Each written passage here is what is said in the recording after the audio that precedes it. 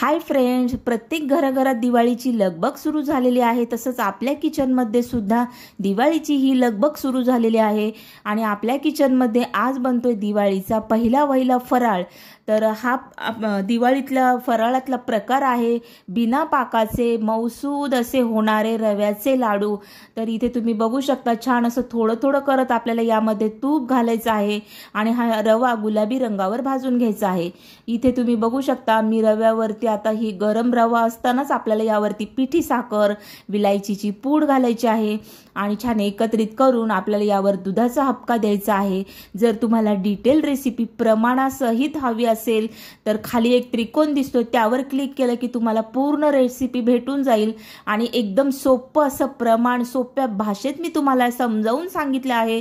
नक्की जाऊन चेक करा। इथे मी तुम्हाला रवाचा लाडू सुद्धा फोडून दाखवते कसा झाला आहे ते तुम्ही बघू शकता। कुठेही तो पोकळ झालेला नाही, एकसारखा झालेला आहे सगळीकडून आणि मऊसूद सुद्धा। हे लाडू तुम्ही 15 दिवस आरामशीर ठेवू शकता आणि एन्जॉय करू शकता या दिवाळीत। नक्की ट्राय करा। Like share subscribe, bye bye.